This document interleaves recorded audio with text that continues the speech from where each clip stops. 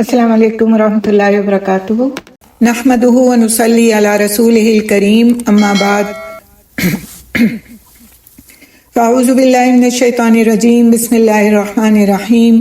رب اشرح لی صدری ویسر لی امری واحلل عقدۃ من لسانی یفقہوا قولی، ربنا زدنا علما، اللہم فقہنا فی الدین، ربی یسر ولا تعسر وتمم بالخیر۔ انشاءاللہ آج اس ربع کی آخری آیت ہم پڑھیں گے، آیت نمبر 46۔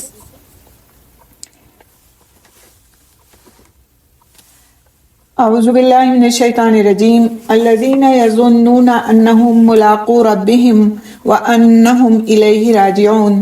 جو یقین رکھتے ہیں کہ بلا شبہ وہ اپنے رب سے ملاقات کرنے والے ہیں اور یقیناً وہ اسی کی طرف لوٹنے والے ہیں۔ تو ایک سلسلہ چل رہا تھا آیات کا، جو آیت نمبر 40 سے شروع کیا تھا ہم نے، جس میں اللہ سبحانہ تعالیٰ نے بنی اسرائیل کو مخاطب کر کے فرمایا تھا کہ تمہیں کیا کرنا ہے اور تمہیں کس طرح سے اس دنیا میں رہنا ہے۔ آیت نمبر 40 سے اگر ہم اس کو کنیکٹ کریں تو آپ دیکھیں اس میں یہ ہے کہ یا بنی اسرائیل اذکروا نعمتی التی انعمت علیکم واوفوا بعہدی اوفی بعہدکم وایایا فارہبون، اے بنی اسرائیل یاد کرو میری اس نعمت کو جو میں نے تمہیں عطا کی تھی، اور تم میرے عہد کو پورا کرو، میں تمہارے عہد کو پورا کروں گا، اور صرف مجھ ہی سے تم ڈرتے رہو۔ تو اللہ سبحانہ تعالیٰ نے کچھ احکامات دیے تھے بنی اسرائیل کو کہ انہیں اس دنیا میں کیا کر کے رہنا ہے، کس طرح سے رہنا ہے، اپنا ان کو طور طریقہ کس طرح رکھنا ہے، عبادات کیسے کرنا ہے، دوسروں کو جو بات بتانا ہے اس پر خود بھی عمل کرنا ہے، رکوع کرنے والوں کے ساتھ رکوع کرنا ہے، نمازیں، صبر اور اسی طرح کی مختلف چیزوں کو ان کی ترغیب ان کو دی گئی تھی۔ اور یہاں پر اس آیت میں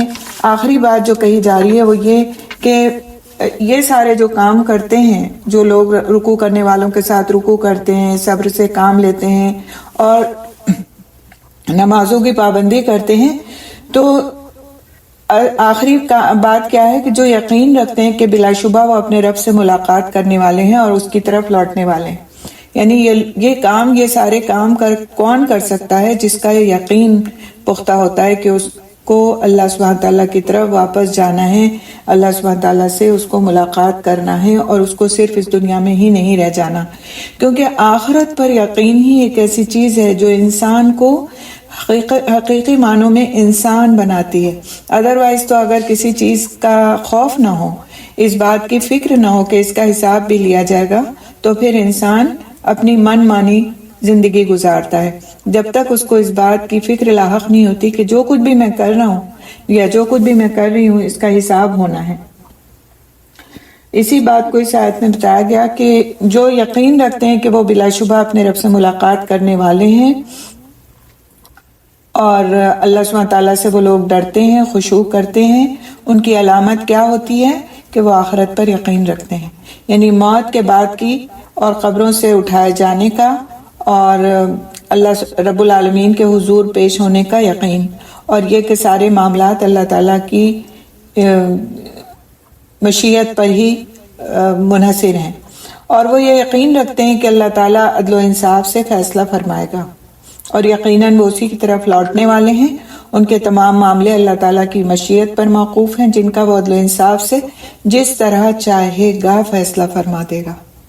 یعنی جو اللہ سبحانہ تعالیٰ سے چاہیں گے وہ فیصلہ ہوگا، اس میں ہماری کسی عقل کا کوئی دخل نہیں ہوگا، چاہے ہم دنیا میں اپنے آپ کو کتنا ہی عقل کل کیوں نہ سمجھتے ہوں۔ چونکہ انہیں زندگی بعد الموت کا اور جزا کا یقین ہے، اس لیے ان کے لیے عبادات کا بجا لانا اور گناہوں سے باز رہنا آسان ہے۔ اب دیکھیے کہ اس کو اس بات کا یقین ہوتا ہے کہ اس کی نمازوں کا حساب اللہ سبحانہ تعالیٰ کیا ہونا ہے، تو اس کو پھر نماز پڑھنا مشکل نہیں لگتی۔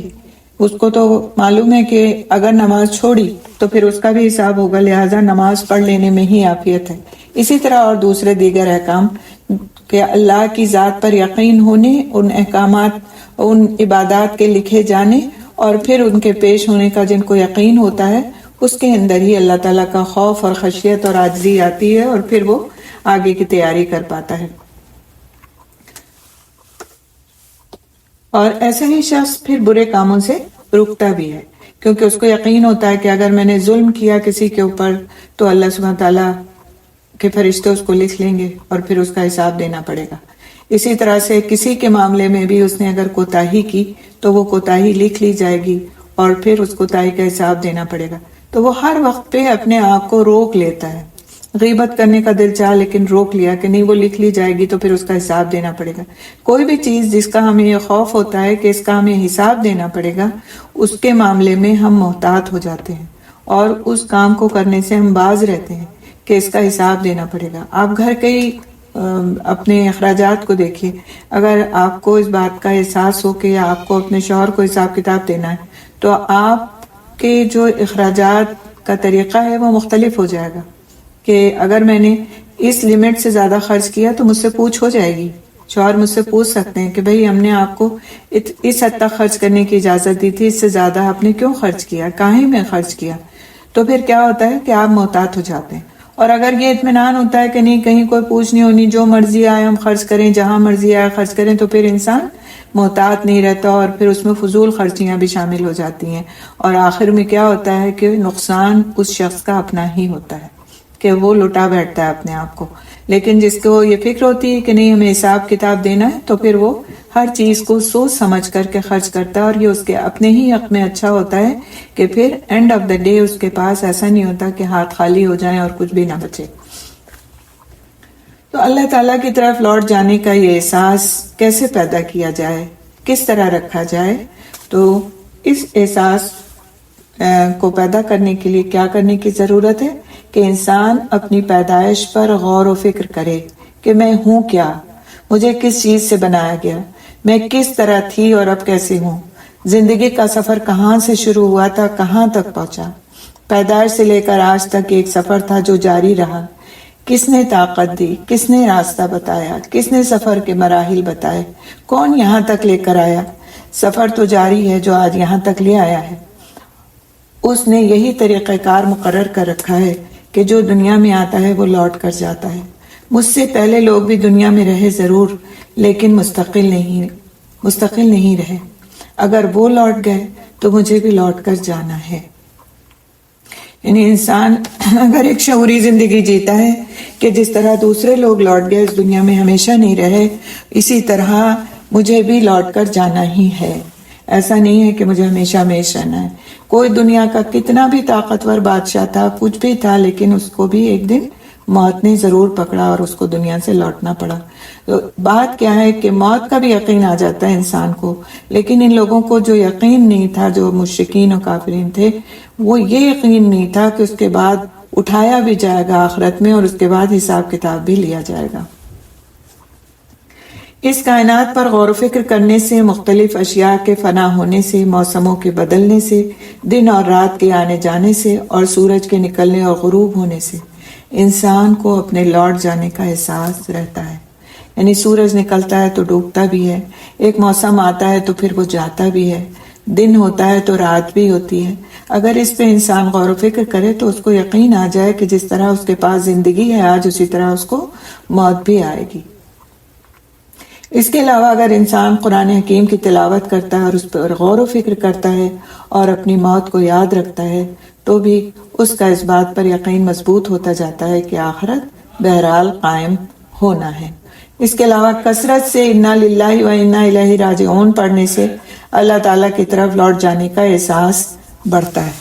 تو یہ چیزیں ایسی ہیں کہ اللہ تعالیٰ کی طرف لوٹ جانے کے احساس کو انسان کے اندر بڑھاتی ہیں، جو کہ اس زندگی کا اصل مقصود ہے کہ انسان ایک شعوری زندگی بسر کرے اور اس دنیا میں اس طرح رہے کہ پھر اس کو اپنی آخرت پر پکا یقین ہو، کیونکہ اگر آخرت پر یقین نہیں ہوگا تو ہمارا ایمان مکمل نہیں۔ بہت سے لوگ اس طرح کہتے سنے جاتے ہیں، جی لو اس دنیا میں مزے کر لو، عیش کر لو، جب دیکھی جائے گی۔ لیکن جو انسان قرآن پڑھتا ہے وہ انسان یہ جملے نہیں کہہ سکتا کہ جب دیکھی جائے گی، کیونکہ اس وقت تو پھر انسان کے ہاتھ میں عمل کرنے نام کی کوئی چیز نہیں ہوگی، کوئی اختیار اس کے پاس نہیں ہوگا کہ وہ اس وقت پیش آنے والے حالات کو سنبھال لے، سدھار لے اور بہتر کر لے تاکہ وہ اس عذاب سے بچ جائے جو اس وقت اب اس کے سامنے اس کو نظر آ رہا ہے۔ تو یہ بہت لاپرواہی کے جملے ہیں۔ اللہ سبحانہ تعالیٰ کے سامنے وہی لوگ یہ جملے بول سکتے ہیں جو بالکل عاجزی اختیار نہیں کرتے، جو بالکل اللہ کا خوف نہیں رکھتے اور جو اپنے آپ کو کوئی چیز سمجھتے ہیں، کیونکہ جو اللہ سبحانہ تعالیٰ سے ڈرتے ہوئے زندگی گزارتا ہے پھر وہ بندہ بن کر زندگی گزارتا ہے، اس کے احکامات کے مطابق زندگی گزارتا ہے، اور اس کے منہ سے اس طرح کے بالکل لاپرواہی والے جملے کبھی اور قطعاً نہیں نکل سکتے۔ آگے چلتے ہیں انشاءاللہ آیت نمبر 47۔ یا بنی اسرائیل اذکروا نعمتی التی انعمت علیکم وانی فضلتکم علی العالمین۔ اے بنی اسرائیل، یاد کرو میری نعمت کو جو میں نے تمہیں عطا کی تھی، اور یقیناً میں نے تمہیں جہان والوں پر فضیلت عطا کی تھی۔ اس سے پہلے کی جو آیت ابھی میں نے شروع میں پڑھی تھی، آیت نمبر 40، اس میں بھی بنی اسرائیل کو اللہ سبحانہ تعالیٰ نے مخاطب فرمایا تھا اور ان سے کیا بات کہی تھی، اس کو ہم ایک دفعہ پھر سے دیکھ لیتے ہیں تاکہ پھر اس آیت کے ساتھ جب ہم اسے کمپیئر کریں تو ہمیں صحیح سے وہ کمپیریزن کرنا آئے۔ اس سے پہلے اللہ سبحانہ تعالیٰ نے بنی اسرائیل سے فرمایا تھا کہ یا بنی اسرائیل اذکروا نعمتی التی انعمت علیکم واوفوا بعہدی اوف بعہدکم وایایا فارہبون۔ اے بنی اسرائیل، یاد کرو میری اس نعمت کو جو میں نے تمہیں عطا کی تھی، اور تم میرے عہد کو پورا کرو، میں تمہارے عہد کو پورا کروں گا، اور صرف مجھ ہی سے تم ڈرتے رہو۔ تو نعمت وہاں بھی یاد دلائی گئی تھی بنی اسرائیل کو، اور یہاں پر بھی بنی اسرائیل کو نعمتیں اللہ سبحانہ تعالیٰ یاد دلا رہے ہیں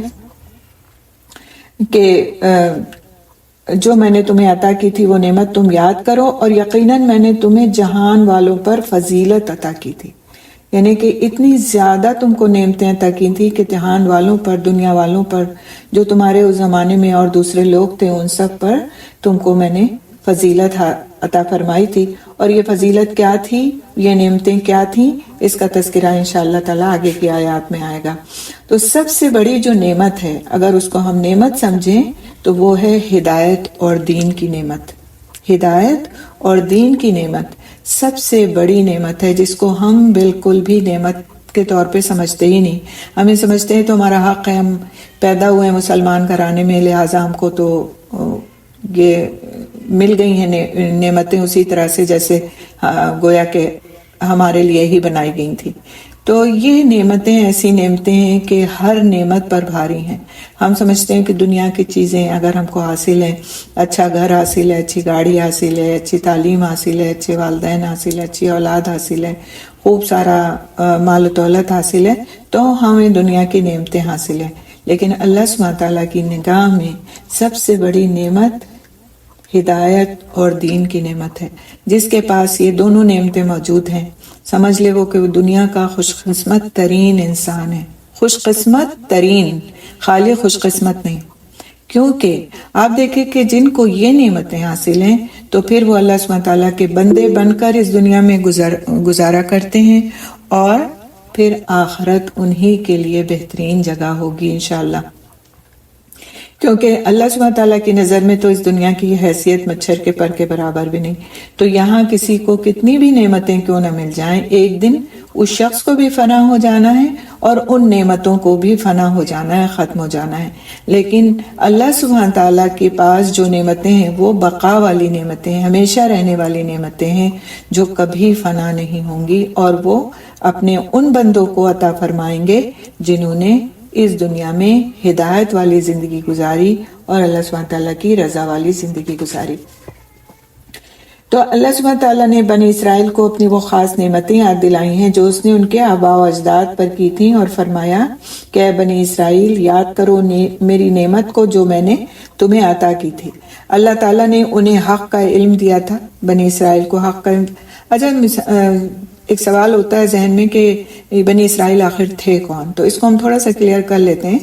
کہ حضرت ابراہیم علیہ السلام کے جو بیٹے تھے اسحاق علیہ السلام، اور پھر اس کے بعد پوتے تھے یعقوب علیہ السلام، تو یعقوب علیہ السلام کا لقب تھا اسرائیل، جس کے معنی ہیں عبداللہ کے، یعنی اللہ کا بندہ۔ تو انہی سے جو نسل چلی تو پھر وہ بنی اسرائیل کہلائی، ٹھیک ہے۔ تو اتنا سا تھوڑا سا آپ کو کلیئر ہو جائے تو پھر انشاءاللہ پھر آگے اللہ سبحانہ تعالیٰ نے بنی اسرائیل کے لیے بہت سارے نبی بھیجے. حضرت یعنی کہ ان کے جو آخری نبی آئے وہ حضرت عیسیٰ علیہ السلام تھے. حضرت موسیٰ علیہ السلام ان سے پہلے آئے، اور اسی طرح سے اور کئی نبیوں کو اللہ سبحانہ تعالیٰ نے حضرت یعقوب علیہ السلام کے بعد کئی نبی بھیجے اس قوم کے لیے اور ان کی اصلاح کے لیے. اسی کا تذکرہ ہے کہ وہ ایک نعمت تھی کہ اللہ سبحانہ تعالیٰ نے پے در پے نبیوں کو بھی بھیجا، اور اس میں ایسے نبی بھی تھے جو بادشاہ ہوئے، یعنی جیسے حضرت سلیمان علیہ السلام، اور ایسے نبی بھی تھے جو اللہ سبحانہ تعالیٰ کے پیغامات لے کر کے آئے، اللہ سبحانہ تعالیٰ کی کتابیں لے کر کے آئے، معجزات لے کر کے آئے، اور اس طرح سے ان کی اصلاح کی مستقل کوشش کی جاتی رہی. اللہ سبحانہ تعالیٰ فرماتے ہیں کہ کس طرح انہوں نے فضیلت دی. اس کی تھوڑی سی ہم تفسیر دیکھتے ہیں کہ اللہ تعالیٰ نے انہیں حق کا علم دیا تھا، اپنے پیغمبروں کے ذریعے شریعت کا علم عطا کیا تھا، اور انہیں ساری دنیا کے لیے رہنما بنایا تھا. وہ سب انسانوں کو رہنما بنایا تھا اس لیے تاکہ وہ سارے انسانوں کو اللہ سبحانہ تعالیٰ کی طرف بلائیں، اور یہ ان پر اللہ تعالیٰ کا سب سے بڑا انعام تھا. تو اللہ سبحانہ تعالیٰ نے بنی اسرائیل کو یہ انعام دوسری بار اس لیے یاد دلایا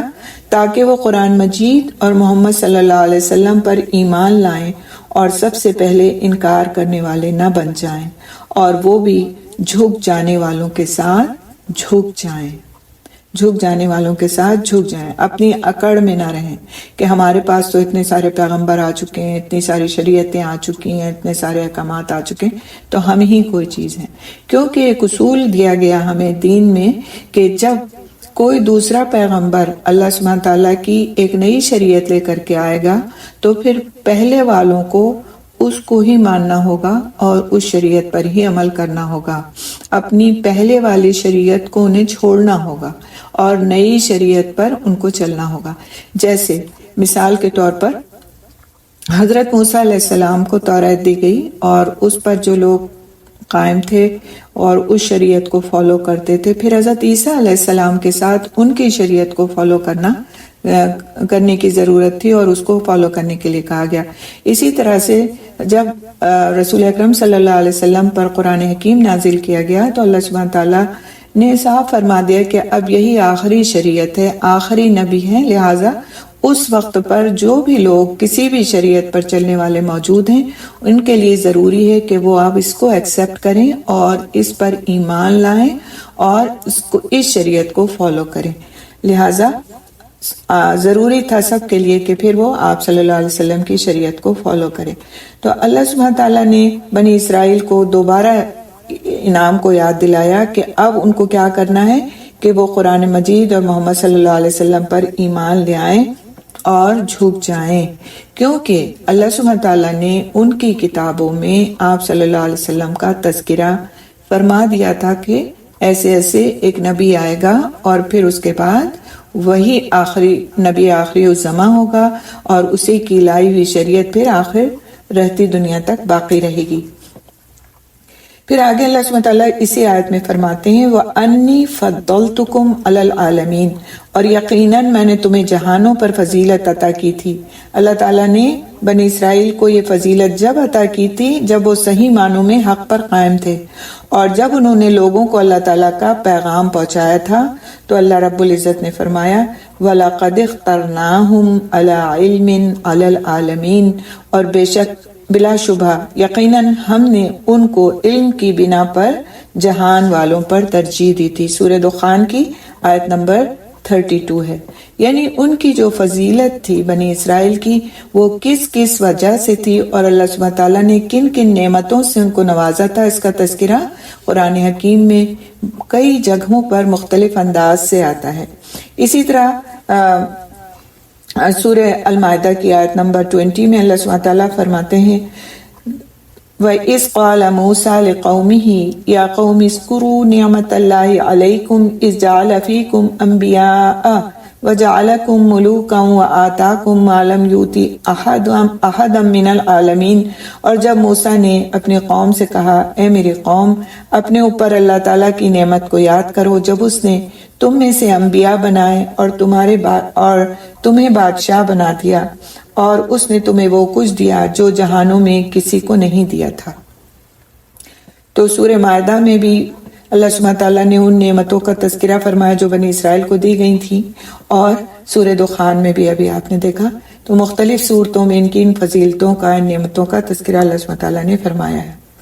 سارے جہان سے مراد ان کا زمانہ ہے، یعنی وہ اس زمانے میں جو جس زمانے میں بنی اسرائیل تھے اس وقت کا اس میں تذکرہ کیا گیا ہے کہ یہ فضیلت اس اعتبار سے تھی کہ ان پر کتاب نازل کی گئی اور ان میں رسول بھیجے گئے، اور ان کا زمانہ اس سے مراد ہے جس زمانے میں وہ خود تھے۔ اور سیدنا موسیٰ علیہ السلام کے زمانے میں جو لوگ تھے، یعنی کہ جب حضرت موسیٰ علیہ السلام تشریف لائے، ان کو پیغمبری عطا کی گئی، تو ان کے زمانے میں جو لوگ تھے وہ ان کے آباء و اجداد تھے، کیونکہ اس کے بعد پھر حضرت عیسیٰ علیہ السلام تشریف لائے اور پھر آپ صلی اللہ علیہ وسلم، اور ان نبیوں کے درمیان میں کافی سالوں کا وقفہ ہے اور فاصلہ ہے۔ اللہ تعالیٰ نے یہود کو دوسری قوموں کو خبردار کرنے کا فریضہ سونپا تھا، اس کے لیے انہیں اپنے دشمنوں پر غلبہ، وقتی لغزشوں سے درگزر، غیر معمولی حالات میں غیر معمولی مدد، اور اللہ تعالیٰ کی طرف سے کھانے پینے کے انتظامات جیسی سہولیات دی گئی تھیں۔ یعنی اللہ سبحانہ تعالیٰ نے ان کو اگر ایک فریضہ دیا تھا کہ وہ دنیا کے لوگوں تک ان احکامات کو پہنچائیں، تو اللہ سبحانہ تعالیٰ نے ان کی مدد بھی فرمائی تھی اور بہت ساری سہولتوں سے اور فضیلتوں سے ان کو نوازا تھا۔ اللہ تعالیٰ نے بنی اسرائیل سے یہ فضیلت جب واپس لی جب انہوں نے اپنے رب کے احکامات سے منہ پھیر لیا، انبیاء علیہ السلام کی نافرمانیاں کرنے لگے، جب انہوں نے اللہ تعالیٰ کے انعامات کی ناشکری کی اور اپنی ذمہ داریاں ادا کرنا چھوڑ دیں اور اللہ تعالیٰ کے عہد کو توڑ دیا، تو اللہ تعالیٰ نے ان سے یہ فضیلت واپس لے لی۔ بنی اسرائیل نہ تو خود حق پر قائم رہے اور نہ انہوں نے انسانوں تک اللہ کا صحیح پیغام پہنچایا، دوسروں کو نیکی کا حکم دیتے تھے اور خود کو بھول جاتے تھے۔ تو پھر بنی اسرائیل کے بعد یہ منصب کس کو سونپا گیا؟ بنی اسرائیل کے بعد فضیلت کا یہ منصب امت مسلمہ کو سونپا گیا۔ اللہ رب العزت نے فرمایا، کنتم خیر امت اخرجت للناس، تم بہترین امت ہو جسے لوگوں کے لیے نکالا گیا۔ سورۃ آل عمران کی آیت نمبر 110 ہے۔ تو ترمذی کی ایک روایت بھی اس سلسلے میں آتی ہے کہ معاویہ بن حیدہ رضی اللہ تعالیٰ عنہ سے یہ روایت ہے کہ رسول اکرم صلی اللہ علیہ وسلم نے فرمایا، تم 70ویں امت ہو اور تم اللہ تعالیٰ کے نزدیک ان تمام امتوں کے مقابلے میں بہتر اور معزز ہو۔ یعنی کہ اللہ سبحانہ تعالیٰ نے تم کو ایک بہترین امت بنایا ہے، اور تمہارا اب اس کے بعد کیا فریضہ ہے؟ جو فریضہ بنی اسرائیل کو سونپا گیا تھا انہوں نے اس کو پورا نہیں کیا، لہٰذا ان سے وہ نعمتیں چھن گئیں، تو اب تمہارا یہ فریضہ ہے کہ تم اس کو پورا کرو، اللہ سبحانہ تعالیٰ کے احکامات کو، اس کے دیے ہوئے اوامر کو لوگوں تک پہنچاؤ اور اس دین کو پھیلاؤ۔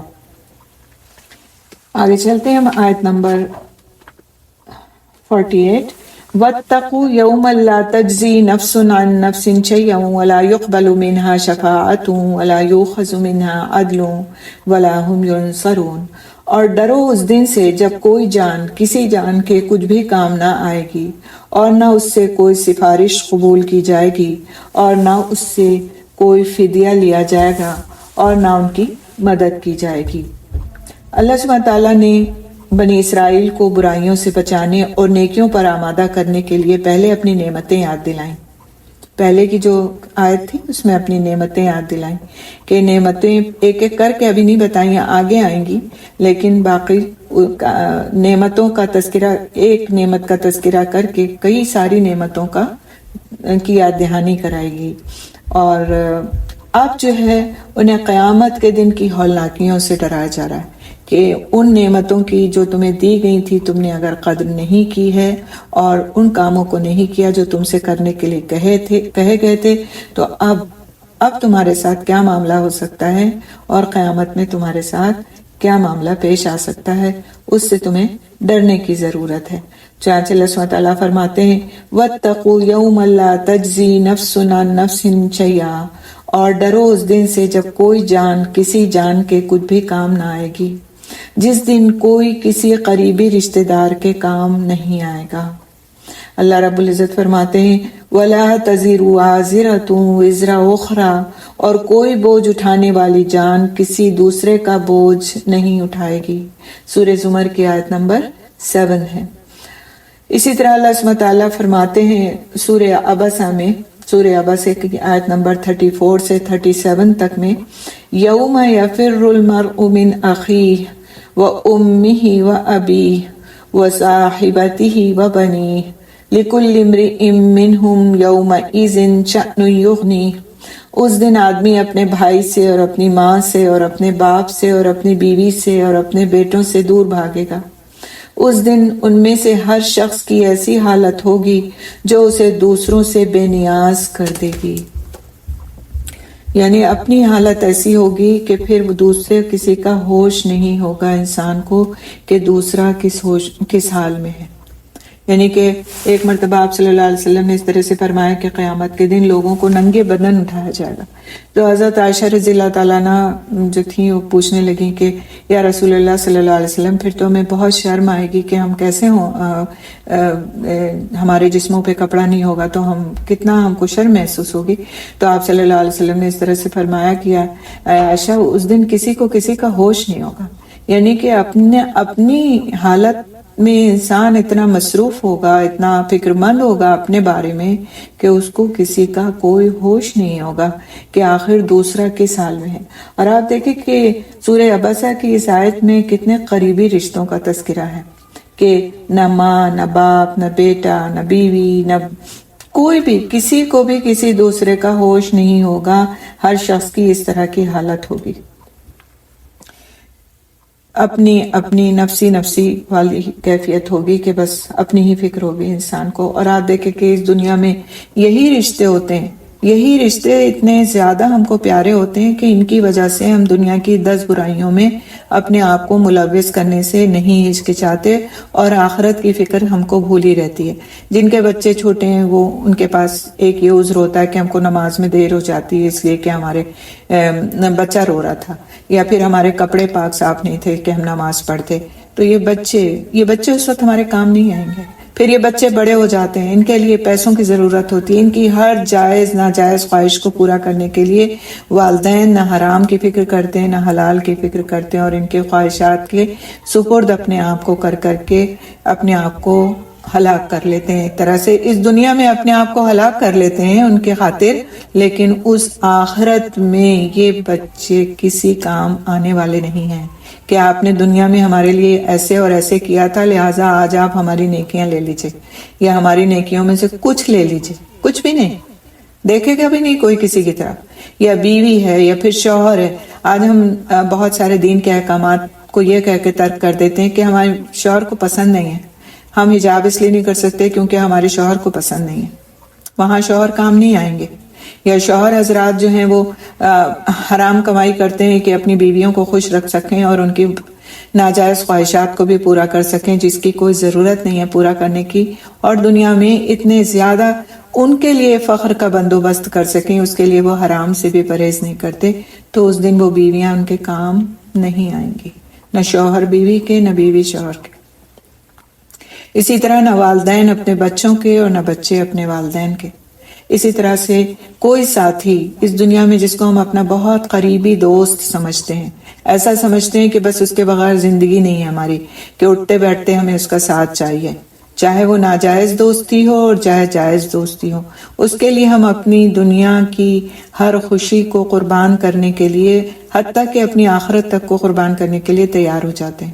لیکن اس دن اس طرح کی کوئی بھی دوستی کسی کام نہیں آنے والی ہے۔ تو یہاں پہ ڈرایا جا رہا ہے کہ اس دن سے ڈرو، وَاتَّقُوا يَوْمًا لَا تَجْزِي نَفْسٌ عَن نَفْسٍ شَيْئًا۔ بظاہر تو بنی اسرائیل سے مخاطب ہے اللہ سبحانہ تعالیٰ، بنی اسرائیل کو مخاطب کہہ کے بات کہی جا رہی ہے، لیکن اس میں ہر اس بندے کے لیے سبق ہے جو اس دنیا میں بھیجا گیا اور اس دنیا میں ایک وقت گزارنے کے بعد اس کو واپس چلا جانا ہے۔ اسی طرح سورہ الانفطار میں آیت نمبر 19 میں اللہ سبحانہ تعالیٰ فرماتے ہیں یوم لا تملک نفس لنفس شیئا والامر یومئذ للہ، جس دن کسی جان کو کسی جان کے لیے کوئی اختیار نہ ہوگا اور اس دن حکم صرف اللہ تعالیٰ ہی کا ہوگا۔ تو جب حکم اللہ تعالیٰ کا ہی ہوگا اور سب کچھ اللہ کے اختیار میں ہی ہوگا اور بندوں کے اختیار میں کچھ بھی نہیں ہوگا اور اس دن عمل کا کوئی موقع نہیں ہوگا، تو پھر ہمیں فکر کس چیز کی کرنا چاہیے کہ اس دنیا سے جانے سے پہلے اپنے اعمال کو سدھار لیں۔ اس آیت کا یہ مطلب نہیں ہے کہ انسان دنیا میں اپنے رشتوں کی کوئی فکر نہ کرے اور بس صرف اور صرف اپنی فکر کرے اور صرف اپنے لیے جیے۔ اس کا یہ مطلب بالکل نہیں ہے کہ دنیا وہاں جا کر کے کام نہیں آئے گا کوئی، تو ہم دنیا میں بھی ہمیں ان کی فکر نہیں کرنا، یہ مقصد نہیں ہے۔ مقصد یہ ہے کہ سب سے زیادہ فکر جو ہونا چاہیے وہ اللہ تعالیٰ کے احکامات کی ہونا چاہیے، کہ ہم اپنے پیاروں کے ساتھ اپنے معاملات کو اس حد تک درست رکھیں جس حد تک ہمارے رب نے ہم سے اس کا تقاضا فرمایا ہے۔ ہم اپنی محبتوں میں اس درجے آگے نہ بڑھ جائیں کہ پھر ہم اللہ سبحانہ تعالیٰ کے حقوق کو بھول جائیں، بندوں کے حق دینے میں ہم اللہ کے حقوق کو نہ بھلا بیٹھیں۔ اللہ کا حق جو ہے وہ اللہ کا ہے اور اس کے بندوں کا جو حق اس نے بتایا ہے وہ اس کے بندوں کا ہے۔ لہٰذا اگر انسان ہر شخص کو اس کا حق دیتا ہے تو پھر اس کے لیے انشاءاللہ خیر ہی خیر ہے۔ پھر آگے اللہ سبحانہ تعالیٰ فرماتے ہیں وَلَا يُقْبَلُ مِنْهَا شَفَاعَةٌ، اور نہ اس سے کوئی سفارش قبول کی جائے گی، یعنی کافروں کی سفارش قبول نہیں کی جائے گی۔ اللہ رب العزت نے فرمایا فَمَا تَنْفَعُهُمْ شَفَاعَةُ الشَّافِعِينَ، چنانچہ سفارش کرنے والوں کی سفارش ان کو کوئی نفع نہیں دے گی۔ سورۃ المدثر کی آیت نمبر 48 ہے۔ تو شفاعت اس شخص کی قبول کی جائے گی جس کے بارے میں اللہ سبحانہ تعالیٰ پسند کریں گے اور جس کی وہ اجازت دیں گے، یعنی ہر شخص شفاعت نہیں کر سکے گا اور نہ ہر کسی کے لیے شفاعت کی جا سکے گی، یعنی کہ شفاعت وہی کرے گا۔ شفاعت کا مطلب ہے سفارش۔ سفارش کا مطلب کیا ہے؟ شفاعت کا مطلب کیا ہے کہ کسی کو فائدہ دینے کے لیے اور کسی کا نقصان دور کرنے کے لیے کسی کی طرف سے کوئی اچھی بات کسی سے کہنا۔ تو اللہ سبحانہ تعالیٰ کی اگر کوئی اس دن اجازت نہیں ہوئی تو کوئی کسی کی سفارش نہیں کر سکے گا۔ تو دنیا میں جو آج ہم یہ بھروسہ کر لیتے ہیں کہ فلاں تو بہت نیک ہے، بہت بزرگ ہے اور اس کی سفارش سے ہم جنت میں چلے جائیں گے، تو جب تک اللہ سبحانہ تعالیٰ کی اجازت نہیں ہوگی، نبی صلی اللہ علیہ وسلم بھی کسی شخص کی سفارش نہیں فرمائیں گے۔ سفارش اور شفاعت کے لیے ضروری ہے کہ اللہ سبحانہ تعالیٰ کا اذن ہوگا، تب وہ اس شخص کی سفارش اور شفاعت فرمائیں گے۔ جیسے نماز کے بعد اذان کے پہلے میں ایک صحابی کا واقعہ آپ کے سامنے رکھوں گی کہ رسول اکرم صلی اللہ علیہ وسلم کے ایک بہت ہی پیارے صحابی تھے۔ آپ صلی اللہ علیہ وسلم نے ان سے پوچھا کہ آپ کچھ مانگیں، میں آپ کو کچھ دینا چاہتا ہوں۔ تو انہوں نے، حالانکہ بہت کم عمر کے تھے، اس عمر میں تو لوگ دنیا ہی مانگتے ہیں، 17-18 سال کی کوئی ان کی عمر رہی ہوگی، تو انہوں نے فوراً کچھ نہیں مانگا، اپنے آپ پر غور کیا، فکر کی اپنی، اور بہت ہی غریب تھے، یعنی کہ اتنے زیادہ غریب تھے کہ کھانے پینے کا بھی ٹھکانہ نہیں تھا۔ اس کے بعد انہوں نے یہ سوچا کہ اگر میں دنیا مانگتا ہوں، دنیا کی کوئی بھی چیز مانگتا ہوں، جیسا کہ آپ صلی اللہ علیہ وسلم نے مجھ سے فرمایا کہ میں مانگ سکتا ہوں کوئی بھی چیز، تو یہ دنیا تو میرے ساتھ چند روز رہے گی اور اس کے بعد میں بھی ختم ہو جاؤں گا اور دنیا کی چیزیں بھی ختم ہو جائیں گی، تو مجھے کچھ ایسا مانگنا چاہیے جو میرے لیے آخرت میں میری کام آئے۔ تو انہوں نے کہا کہ رسول اللہ صلی اللہ علیہ وسلم، میں آخرت میں آپ صلی اللہ علیہ وسلم کا ساتھ چاہتا ہوں کہ وہاں جب میں پہنچوں تو میں آپ کے ساتھ ہوں، آپ کو دیکھ سکوں اور آپ کو محسوس کر سکوں اور میں وہاں آپ کے قریب ہوں۔ تو آپ صلی اللہ علیہ وسلم کو حیرت ہوئی اس بات پہ کہ اتنی کم عمر کا ایک لڑکا مجھ سے کتنی بڑی چیز کی طلب کر رہا ہے۔ تو آپ صلی اللہ علیہ وسلم نے اس طرح سے پوچھا کہ کیا تم کو یہ بات کسی نے سکھائی ہے؟ تم نے کسی سے مشورہ کیا اس بارے میں؟ تو انہوں نے کہا کہ نہیں یا رسول اللہ صلی اللہ علیہ وسلم، یہ بات میں نے خود اپنے آپ سوچی ہے۔ تو آپ صلی اللہ علیہ وسلم کچھ دیر تک خاموش رہے۔ آپ صلی اللہ علیہ وسلم نے فوراً یہ نہیں کہا کہ ہاں میں تم کو ایسا کر دوں گا، وہاں جاؤں گا تو ایسا ہی کروں گا تمہارے لیے اور تم کو جو ہے میری شفاعت حاصل ہو جائے گی۔ آپ صلی اللہ علیہ وسلم خاموش رہے اور آپ صلی اللہ علیہ وسلم نے پھر اس طرح سے فرمایا ان سے کہ اگر تم ایسا چاہتے ہو تو اپنے سجدوں کی کثرت کے ذریعے سے میری مدد کرو، یعنی جب تمہارے سجدے اتنے زیادہ ہوں گے، تمہاری نوافل، تمہاری عبادات اس درجے میں ہوں گی کہ پھر میں وہاں اللہ تعالیٰ کے اذن سے تمہاری شفاعت کر سکوں گا۔ تو ہمارے پاس جو بہت غلط کانسیپٹس ہیں کہ بس ہم نبی کے امتی ہیں، لہٰذا جو مرضی آئے ہم کرتے رہیں اور وہاں ہم کو نبی کی شفاعت حاصل ہو جائے گی، تو یہ ایک غلط کانسیپٹ ہے۔ اس کو ہمیں کلیئر کرنے کی ضرورت ہے کہ رسول اکرم صلی اللہ علیہ وسلم اللہ سبحانہ تعالیٰ کی اذن کے بغیر کسی کی شفاعت نہیں فرمائیں گے، اور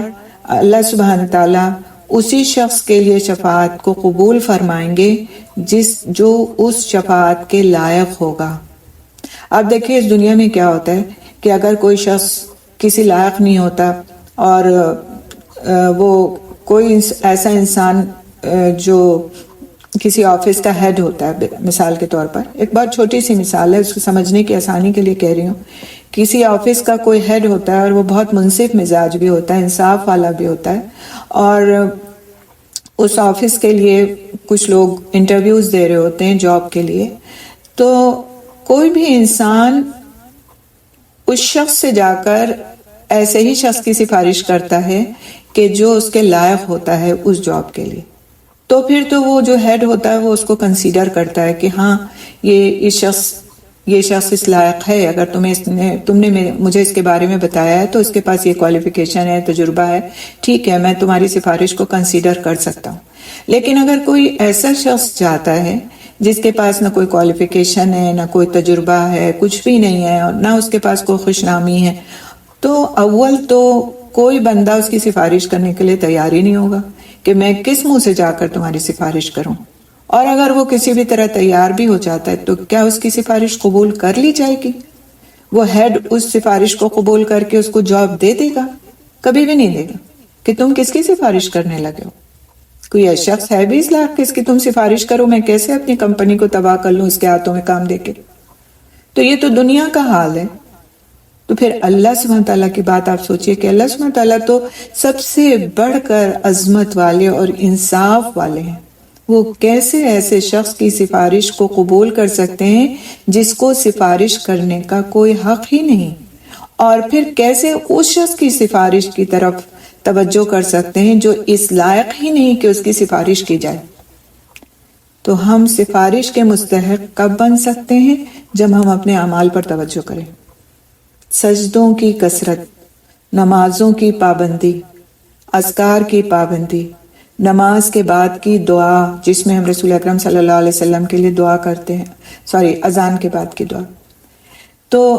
یہ ساری چیزیں ایسی ہیں کہ اس پر توجہ کرنے کی ضرورت ہے، اور پھر انشاءاللہ ہم اللہ سے اچھی امید رکھیں کہ اللہ سبحانہ تعالیٰ ہمیں نبی صلی اللہ علیہ وسلم کی شفاعت نصیب فرمائیں گے، اور اس کے لیے ہمیں اپنی دعاؤں میں بھی یہ دعا مانگنی چاہیے، شامل کرنی چاہیے کہ یا رب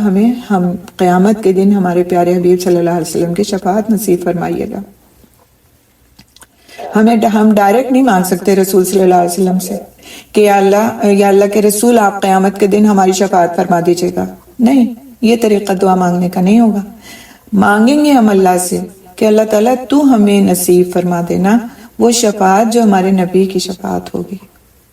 تو مانگنے کے طریقوں پہ ہمیں غور کرنے کی ضرورت ہے، ادروائز تو پھر ہم شرک میں ملوث ہوتے چلے جاتے ہیں، کیونکہ دعا کی قبولیت صرف اور صرف اللہ سبحانہ تعالیٰ فرما سکتے ہیں، اور اس دنیا کا کوئی شخص، چاہے وہ نبی کی حیثیت سے ہو، چاہے وہ رسول کی حیثیت سے ہو، چاہے وہ کتنا بڑا عابد اور پرہیزگار ہو، کبھی بھی کوئی بھی شخص کو اللہ سبحانہ تعالیٰ نے یہ فضیلت نہیں دی کہ وہ کسی بندے کی دعا کو قبول کر لے، کسی بندے کی دعا کو قبول کر لے۔ یہاں پہ ایک چیز میں کہنا چاہوں گی کہ کسی سے دعا کے لیے کہنا کہ آپ ہمارے لیے اللہ سبحانہ تعالیٰ سے اس بات کے لیے دعا فرما دیں، یا جیسے ہم کہتے ہیں کہ دعاؤں میں یاد رکھیے گا، اس میں کوئی حرج نہیں، یہ کوئی شرک نہیں ہے، یہ کوئی گناہ نہیں ہے۔ ہم اپنے بڑوں سے، بزرگوں سے کہہ سکتے ہیں کہ آپ ہمارے لیے دعا کر دیجیے گا۔ اب وہ کس سے دعا کریں گے؟ وہ اللہ سبحانہ تعالیٰ سے دعا کریں گے۔ ان کا کام، آپ نے اپنا ایک کام ان کے سپرد کیا کہ آپ ہمارے لیے ایک کام کر دیجئے کہ آپ ہمارے لیے دعا مانگ دیجئے، آپ بزرگ ہیں، آپ بڑے ہیں، آپ کی ہمیں یقین ہے کہ آپ جو ہیں ہمارے لیے دعا کریں گے تو اخلاص سے دعا کریں گے، تو اس میں کوئی حرج کی بات نہیں. لیکن ہمیں کسی سے یہ توقع کرنا کہ فلاں ہمارے لیے فلاں کام کر دے گا، تو یہ ایسا نہیں ہے. دعا کی قبولیت صرف اور صرف اللہ سبحانہ تعالیٰ کے ہی پاس ہے، اور اس میں ہمیں اپنے ذہنوں کو کلیئر رکھنا چاہیے. آگے چلتے ہیں ہم تھوڑا سا. اسی آیت کا اگلا حصہ ہے وَلَا يُؤْخَذُ مِنْهَا عَدْلٌ، اور نہ اس سے کوئی فدیہ لیا جائے گا، یعنی کافروں سے کوئی فدیہ قبول نہیں کیا جائے گا، کوئی کفارہ قبول نہیں کیا جائے گا. جو کچھ دنیا میں کر کے آ گئے تھے، آپ چاہیں گے کہ یہاں پہ کوئی کفارہ لے لیا جائے، کوئی فدیہ لے لیا جائے، کوئی بدلہ لے لیا جائے اور ہمیں اس عذاب سے نجات مل جائے، تو ایسا نہیں ہوگا. اللہ سبحانہ تعالیٰ نے فرمایا ان الذین کفروا وماتوا وهم کفار فلن يقبل من احدهم ملء الارض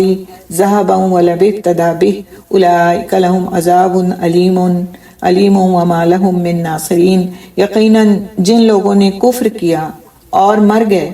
اس حال میں کہ وہ کافر تھے، تو ان میں سے کسی ایک سے زمین بھر سونا بھی ہرگز قبول نہیں کیا جائے گا، اور اگرچہ وہ اس کو فدیے میں دے. یہی وہ لوگ ہیں جن کے لیے دردناک عذاب ہے اور ان کے لیے کوئی مددگار نہیں ہوگا. سورۃ آل عمران کی آیت نمبر 91 ہے. آیت نمبر 91 سورۃ آل عمران. یعنی زمین بھر سونا. آپ سوچیں اتنا سونا تو کسی کے پاس ہو بھی نہیں سکتا کہ زمین بھر وہ سونا دے دے اور پھر بھی وہ اس کے اعمال کا کفارہ ادا ہو جائے جو اس نے غلط کیے ہیں، تو ایسا بھی نہیں ہو سکے گا. تو اب آپ دیکھیں کہ نہ رشتہ داریاں کام آئیں گی، صاف صاف فرما دیا گیا قرآن حکیم میں، سورہ عبسہ میں آپ پڑھ لیں، اور نہ مال کام آئے گا. تو پھر کیا کام آئے گا؟ صرف انسان کے اعمال اس وقت کام آئیں گے کہ وہ کر کے کیا آیا ہے دنیا میں. اس لیے اعمال کی فکر لازم ہے. آگے اللہ سبحانہ تعالیٰ اس آیت میں فرماتے ہیں وَلَا هُمْ يُنصَرُونَ، اور نہ ان کی مدد کی جائے گی، یعنی ان سے عذاب نہیں ہٹایا جائے گا. اللہ رب العزت نے فرمایا فَمَا لَهُ مِنْ قُوَّةٍ وَلَا نَاصِرٍ، تو اس کے پاس نہ کوئی قوت ہوگی اور نہ ہی مددگار. سورہ طارق کی آیت نمبر 10 ہے. اس میں اللہ سبحانہ تعالیٰ فرماتے ہیں تو اس کے پاس نہ کوئی قوت ہوگی اور نہ ہی مددگار، یعنی کچھ بھی نہیں ہوگا جب انسان اللہ سبحانہ تعالیٰ کے سامنے کھڑا کیا جائے گا. اس وقت کا انسان اگر تصور کر لینا تو اپنے سارے اعمال کو وہ آٹومیٹیکلی ٹھیک کرتا چلا جائے، اور پھر اپنی اس زندگی کے ایک لمحے کو بھی وہ ضائع کرنے کے بارے میں نہ سوچے. آپ دیکھیں کہ ہمارے پاس کوئی قیمتی چیز ہوتی ہے، کوئی زیور ہوتا ہے، اس میں نگینے جڑے ہوتے ہیں، تو کوئی ایک نگ بھی اگر گر جاتا ہے تو ہمیں کتنا قلق ہوتا ہے، کتنی زیادہ ہمیں تکلیف ہوتی ہے کہ ہمارا یہ زیور خراب ہو گیا، اس کا نگ گر گیا، کتنا قیمتی تھا یہ. لیکن اس دنیا میں جو ہم وقت گزار رہے ہیں، تو یہ جو ہمارے لمحے ہیں، یہ جو ہمارے ایک ایک منٹ ہے، قیمتی، نگینوں سے بھی بڑھ کر قیمتی، یہ جب جھڑ جاتا ہے، ضائع ہو جاتا ہے، تو اس کی ہمیں کوئی فکر نہیں ہوتی. آپ دیکھیے کہ دنیا میں اگر کوئی زیور سے کوئی نگ جھڑ بھی جاتا ہے تو ہم اسے دوبارہ خرید سکتے ہیں، دوبارہ لا کے لگوا سکتے ہیں، دوبارہ حاصل کر سکتے ہیں. لیکن جو لمحہ ہمارا ضائع ہو جاتا ہے اس کو ہم دوبارہ نہیں لا سکتے. چاہے جتنا پیسہ خرچ کر دیں ہم اس کو دوبارہ نہیں خرید سکتے، لیکن اس کو ہم کتنی بے دردی سے ضائع کرتے ہیں. باتیں کر رہے ہیں تو گھنٹوں کے حساب سے کر رہے ہیں، فون اٹھا لیا تو ہاتھ سے چھوٹتا ہی نہیں، میسجنگ پہ آئے تو پھر گھنٹوں کا پتہ نہیں، کچھ دیکھنے بیٹھ گئے، کوئی سیریل، ٹک ٹاک، فیس بک، یہ وہ تو میں ساری چیزیں، بس وقت گزر رہا، نماز کی دیر ہو گئی، اور نماز کا آخر وقت ہو گیا، جلدی سے پڑھتی ہوں. تو نماز کے لیے تو ہم سوچتے ہیں جلدی سے پڑھ لیں، اس میں وقت دینے کی ہم کو فرصت نہیں ہوتی کہ اس میں بھی ہم وقت لگا کے اچھی سی نماز پڑھیں، کیونکہ اب وقت ہی نہیں بچا. اب پتہ چلا عصر کے قضا ہونے میں 15 منٹ رہ گئے، یا مغرب بالکل آخر وقت میں ہو گئی ہے، یا فجر تو ہم اٹھتے ہم نے وضو کرنے میں اتنا ٹائم لگا دیا کہ 5 منٹ بچے. تو ہمیں اس کی فکر نہیں ہوتی، لیکن ہمیں یہ فکر یہ ہوتی ہے ضرور ہے کہ دنیا میں کیا ہو رہا ہے اس کی ہم فکر کرتے ہیں. نیوز ہماری کوئی نہ چھوٹے، جو انٹرٹینمنٹ کے جو ذریعے ہیں اس میں سے کوئی معلومات ہماری کم نہ ہونے پائے، دنیا میں کیا چل رہا ہے اس سے ہم بالکل اپڈیٹ رہیں، یہ ہماری خواہش ہوتی، اس پر ہم وقت لگاتے ہیں. جس کی کوئی حیثیت نہیں اللہ سبحانہ تعالیٰ کے نزدیک، اور اس وقت کا حساب ہونا ہے جس وقت کو ہم نے ضائع کر دیا۔ اگر اس کو ہم سوچ لیں تو اس وقت کو ضائع کرنے کی ہم ہمت نہیں کر سکتے کہ ہم اس کو ضائع کریں۔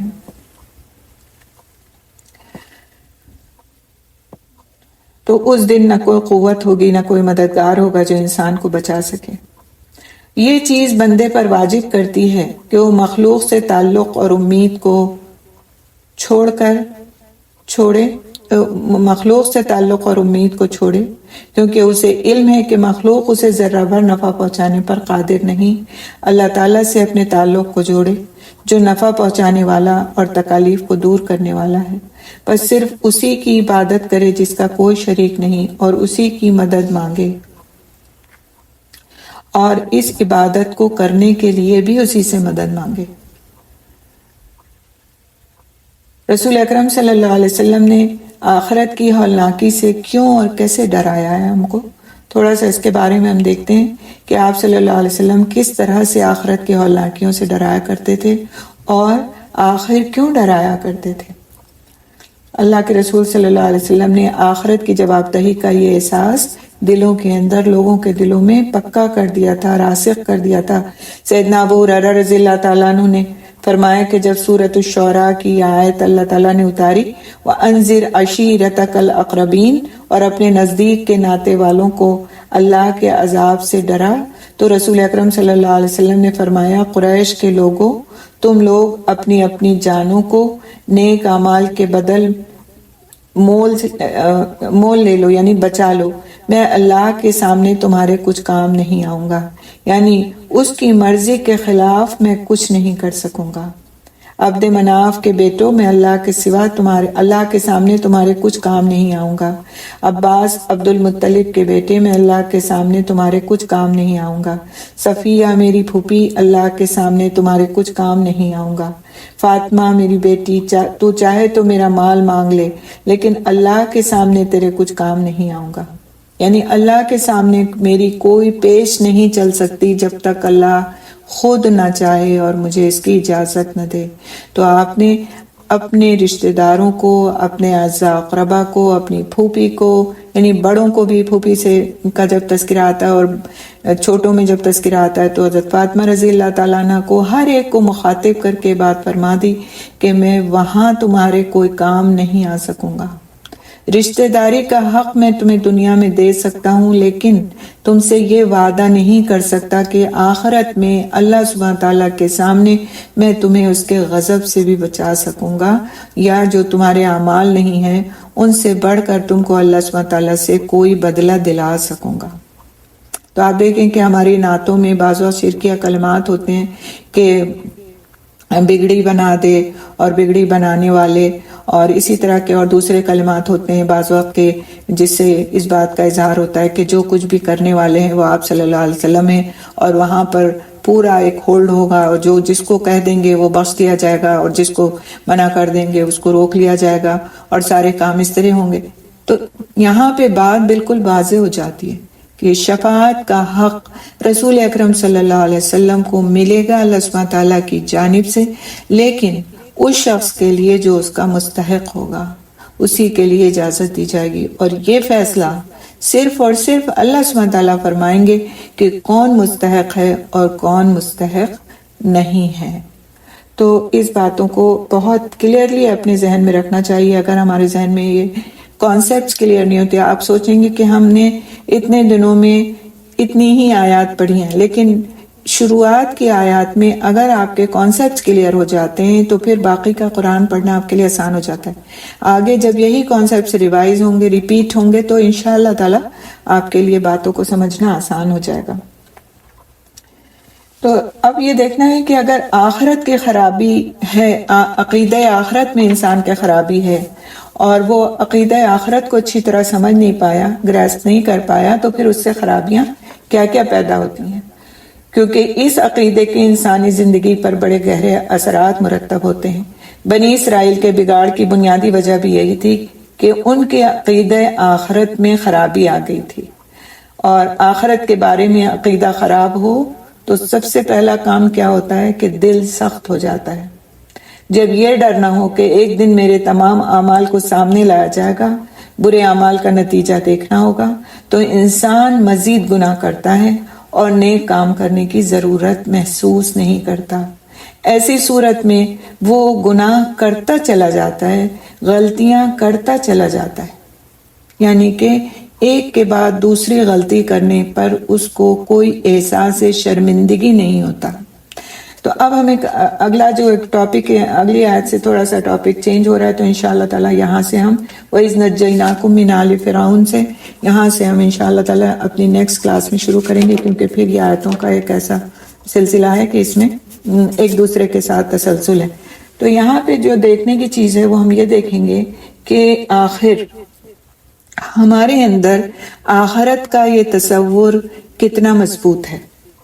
اور اس کو چیک کرنے کے لیے ہم اپنے اعمال پر غور و فکر کریں گے۔ یہی کام ہے ہمارا انشاءاللہ اس ویک میں۔ آپ اس کے اوپر غور و فکر کریں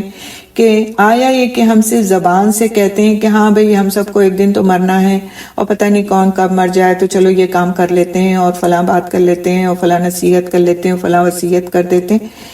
سب ہم زبانی کہتے ہیں، لیکن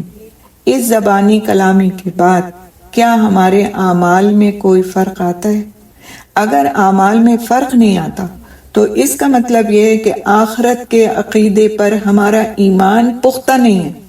اور اگر آخرت کے عقیدے پر ہمارا ایمان پختہ نہیں ہے تو اس کا مطلب یہ ہے کہ ہمارا ایمان ہی نہیں ہے، کیونکہ ایمان مکمل نہیں اس وقت تک جب تک انسان کا اس کی آخرت پر ایمان مضبوط نہ ہو۔ آپ دیکھیں، آپ نے ابھی اتنا سارا جو کچھ بھی میں نے بتایا اس سلسلے کی جو بھی باتیں بتائیں، اس میں جو اہم بات تھی وہ یہی تھی کہ آخرت کا عقیدہ اور آخرت پر پختہ یقین انسان کو اس بات پر مجبور کر دیتا ہے کہ وہ اپنے اعمال کی درستگی کی فکر کرے۔ دیکھیے، آپ صحابہ کرام رضی اللہ تعالیٰ عنہ مجمعین بھی تو ہمارے ہی جیسے لوگ تھے نا، ہمارے ہی جیسے انسان تھے، وہ بھی ان کے ساتھ بھی جذبات بھی تھے، ان کے پاس ان کے اپنی دیگر ضروریات بھی تھیں، رشتے بھی تھے،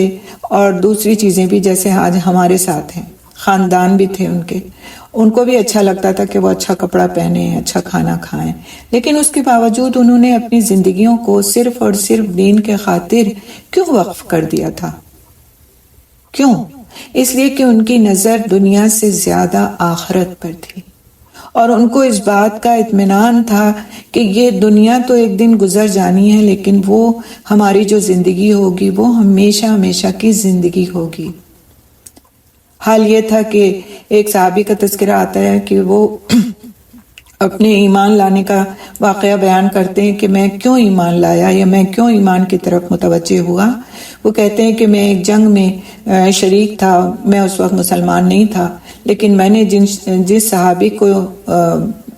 شہید کیا تو میں نے اپنا نیزہ بالکل ان کے سینے کے آر پار کر دیا، اور اس طرح سے کہ ان کے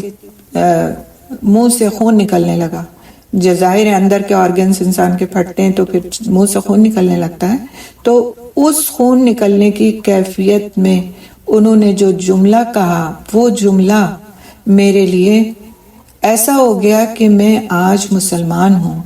انہوں نے کہا فزتو، یعنی میں کامیاب ہو گیا، میں کامیاب ہو گیا۔ تو میں تو جب واپس آیا جنگ سے تو میرا دماغ بس اسی بات پہ لگا ہوا تھا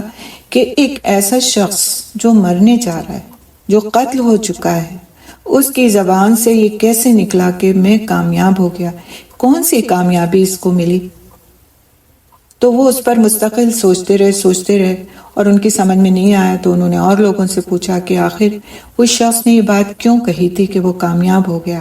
تو پھر لوگوں نے ان کو بتایا کہ ایک مسلمان کا کیا عقیدہ ہوتا ہے، اور وہ اللہ کی راستے میں شہادت کو اپنے لیے کامیابی کی ضمانت کیوں سمجھتا ہے۔ تو جب انہوں نے یہ ساری بات سنی اور سوچا انہوں نے اس کے بارے میں، تو پھر وہ گئے اور انہوں نے اسلام قبول کر لیا کہ یہ حقیقی مذہب ہے، یہ آسمانی مذہب ہے جو انسان کو کامیابی کا ایک بالکل اچھوتا تصور دیتا ہے، ایسا تصور کہ جو کوئی دنیا کا مذہب نہیں دیتا۔ کہ اگر اس نے اللہ کے راستے میں اپنی ہر چیز لگا دی ہے تو گویا وہ کامیاب ہے، اور اگر اس نے اس دنیا اور دنیا کو ہی پکڑ رکھا ہے اور اس کی کامیابی کو اپنے لیے سب کچھ سمجھ رکھا ہے تو پھر وہ کامیابی نہیں ہے۔ اگر کوئی انسان تھوڑا سا بھی اپنا دماغ لگائے اور یہ سوچے کہ یہ چیز جو مجھے حاصل ہو رہی ہے، کوئی بھی اگر کوئی گفٹ مل رہا ہے یا کوئی آپ نے پالیسی لی ہے یا کچھ بھی اس طرح کی چیز، اور آپ کے سامنے یہ بات آئے کہ یہ 1 مہینے تک اس کو حاصل کر کے آپ بہت آرام سے زندگی گزاریں گی اور آپ کو زندگی کی ہر نعمت حاصل ہوگی، اور دوسری طرف یہ چیز آئے کہ یہ لائف لانگ گارنٹی ہے، یہ ہمیشہ آپ کو اس کا فائدہ حاصل ہوگا، تو آپ کس کو پریفر کریں گے؟ کیا چیز پریفر کریں گے؟ لائف لانگ گارنٹی کو ہم پریفر کرتے ہیں نا، کہ ہر چیز ہم کو جو ہے نا لائف لانگ چاہیے ہوتی ہے۔ کچھ ہم کوئی آرٹیفیشل جولری بھی خریدتے ہیں نا، تو اس پر اگر گارنٹی لکھی ہوتی ہے کہ اس پر لائف لانگ ہے، آپ کبھی بھی اس کو لے کر آ جائیے تو پھر سے ہم چمکا کے دے دیں گے آپ کو، تو آپ زیادہ پیسے لگا کر وہ چیز خرید لیتے ہیں بنسبت سستی چیز کے۔ لیکن آخرت کے بارے میں ہمارا یہ تصور کیوں نہیں قائم ہوتا؟ اس لیے کہ ہمارا یقین کمزور ہے۔ ہم زبان سے جتنا بھی چاہیں کہیں لیکن ہمارے دل میں وہ یقین پختہ نہیں، اور یہی یقین صحابہ کرام رضی اللہ تعالیٰ عنہ مجمعین کے دلوں میں اتنا پختہ تھا کہ نہ ان کو پھر اپنے گھر کی پرواہ ہوتی تھی، نہ اپنے رشتوں کی پرواہ ہوتی تھی، نہ اپنے کسی چیز کی پرواہ نہیں ہوتی تھی جب وہ اللہ کے راستے میں نکل جاتے تھے، جب وہ اللہ کے راستے میں اپنا سب کچھ دینے کے لیے تیار ہوتے تھے تو ان کے دل ایمان سے لبریز ہوتے تھے، ایمان سے بھرے ہوئے ہوتے تھے، اور ان کے لیے ہر کام کو کرنا بالکل آسان ہو جایا کرتا تھا۔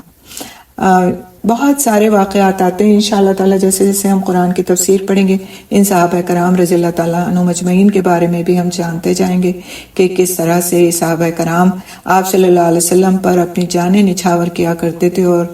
کس طرح سے ہر موقع پر اپنا سب کچھ قربان کرنے کے لیے تیار ہو جاتے تھے۔ یہ واقعہ آپ نے حضرت ابوبکر رضی اللہ تعالیٰ عنہ کا سنا ہوگا کہ جب ایک جنگ کے موقع پر آپ صلی اللہ علیہ وسلم نے لوگوں سے مال اکٹھا کرنے کے لیے کہا جس کی ضرورت تھی اس غزوے کے موقع پر، تو اس دن حضرت عمر رضی اللہ تعالیٰ عنہ، جن کو ہر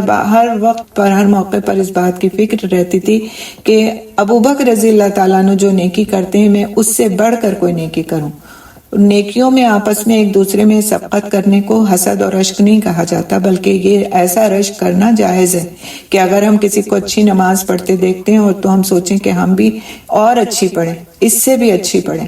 تو یہ ایسی سوچ غلط سوچ نہیں ہے۔ نیکیوں میں سبقت کرنے کے لیے آپس میں رشک کرنا، ایک دوسرے کو دیکھ کے سوچنا کہ یہ ایسا کرتا ہے تو ہم بھی کر سکتے ہیں یا ہم اس سے بڑھ کے کریں، تو یہ کوئی گناہ کی بات نہیں ہے۔ تو حضرت ابوبکر رضی اللہ تعالیٰ عنہ سے بڑھ کر وہ نیکی کرنے کے لیے سوچا کرتے تھے، لیکن ہوتا کیا تھا کہ وہ اللہ کی طرف سے جو مقدر تھا وہی پورا ہوتا تھا۔ تو وہ اس دن اپنے گھر کا پورا آدھا سامان لے آئے اور آپ صلی اللہ علیہ وسلم کے سامنے رکھا اور کہنے لگے کہ آج میں نے اپنے گھر کا میں آدھا سامان لے آیا ہوں، اور یہ سوچ رہے تھے کہ اچھا اب یہ تک ابوبکر رضی اللہ تعالیٰ عنہ تو آئے نہیں، تو دیکھا کہ حضرت ابوبکر رضی اللہ تعالیٰ عنہ تشریف لائے اور سب کچھ لا کر کے رکھا سامنے کہ یہ سب کچھ میں لے آئے۔ تو آپ صلی اللہ علیہ وسلم نے ان سے بھی پوچھا کہ ابوبکر گھر والوں کے لیے کیا چھوڑ کر آئے ہو؟ تو فرمانے لگے کہ اللہ اور اس کے رسول کا نام کافی ہے، اللہ اور اس کے رسول کا نام کافی ہے، یعنی کہ وہ سب کچھ بٹور کر لے آئے تھے اپنے گھر کا اللہ کے راستے میں دینے کے لیے۔ تو سبحان اللہ، یہ ان کے یقین تھے، یہ ان کے یقینوں کی پختگی تھی، اور اگر اتنے یقین والے وہ لوگ نہ ہوتے اور اتنے جاں پہچان وہ لوگ نہ ہوتے اور اتنا اپنے آپ کو قربان کرنے کا جذبہ لیے ہوئے وہ لوگ نہ ہوتے تو آج یہ دین ہمارے ہاتھوں میں اس طرح سے نہیں ہوتا۔ کسی چیز کی وہ پرواہ نہیں کرتے تھے، نہ موسم کی پرواہ کرتے تھے، نہ دن اور رات کی پرواہ کرتے تھے، نہ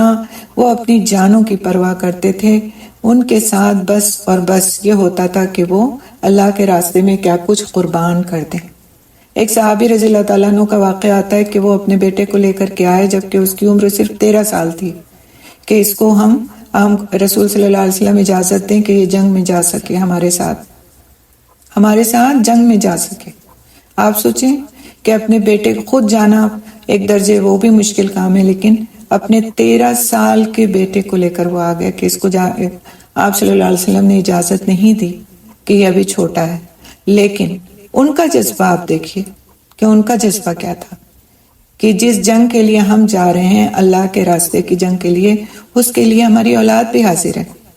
آج ہم سب سے پہلے تو اپنی اولاد کو پیچھے کر دیتے ہیں. صبح ہمارے گھروں میں اگر سردی ہے تو ہم بچوں کو نہیں اٹھاتے کہ بچوں کو پھر وضو کریں گے تو سردی لگ جائے گی، ان کی نیند خراب ہو جائے گی. اگر چھٹی کا دن ہے تو ہم سوچتے ہیں ایک ہی دن تو بیچاروں کو سونے کا ملتا ہے، سو جانے دو، اٹھیں گے تو نماز پڑھ لیں گے. ہوتا ہے، بہت سارے گھروں میں ایسے ہوتا ہے. تو ان ساری جب ہم دیکھتے ہیں کہ ان صحابہ کرام نے کس طرح کی قربانیاں دیں تو ہمارے لیے قربانیوں کو کرنا آسان ہو جاتا ہے. اور پھر سیدھی بات یہ جو میں کہوں گی آخری میں وہ یہ کہ ان سارے کاموں کو کرنے کے لیے انسان کو ضرورت ہے کہ وہ اللہ کی کتاب کے علم کو حاصل کرے، کیونکہ جب ہم اللہ کی کتاب کے علم کو حاصل کرتے ہیں، ہم تفسیر کے ساتھ میں پڑھتے ہیں قرآن حکیم کو، تو ہم ساتھ ساتھ احادیث کا بھی مطالعہ کر رہے ہوتے ہیں، ہم ساتھ ساتھ سیرت کا بھی مطالعہ کر رہے ہوتے ہیں، ہم ساتھ ساتھ رسول اکرم صلی اللہ علیہ وسلم کے صحابہ کرام رضی اللہ تعالیٰ عنہ مجمعین کی زندگیوں کا بھی مطالعہ کر رہے ہوتے ہیں. اور پھر اس سے جو اثر ہوتا ہے ہمارے اوپر وہ دیرپا بھی ہوتا ہے اور گہرا بھی ہوتا ہے. اللہ تعالیٰ ہم سب کو کا مل کر بیٹھنا، پڑھنا اور سیکھنا اور سکھانا سب کچھ قبول فرما لے اپنی رحمت سے. ہماری زندگیوں میں وہ اچھی تبدیلیاں لا دے جو ہماری آخرت کی بہتری کا باعث ہو جائیں، جو ہمیں اس بات کا مستحق بنا دیں کہ رسول اکرم صلی اللہ علیہ وسلم کی شفاعت ہم سب کو نصیب ہو، اور وہاں پر ہم سب اللہ سبحانہ تعالیٰ کی عرش کے سائے کے نیچے اکٹھا ہوں. جس طرح آج ہم کلاس میں اکٹھا ہوتے ہیں، اللہ تعالیٰ ہمارے اس فعل کو اس درجے میں مقبول فرما لے کہ ہم اس کے عرش کے سائے کے نیچے اکٹھا ہوں اور اس کی جنتوں میں اللہ داخل ہونے کے لائق بن جائیں. اللہ تعالیٰ ہمیں وہ ہدایت والی زندگی نصیب فرما دے. آمین ثم آمین. سبحان اللہ بحمدہ، سبحانک اللہم بحمدک، نشہد ان لا الہ الا انت، نستغفرک نستغفرک نستغفرک نتوب الیک. السلام علیکم ورحمۃ اللہ وبرکاتہ. وعلیکم السلام ورحمۃ اللہ وبرکاتہ.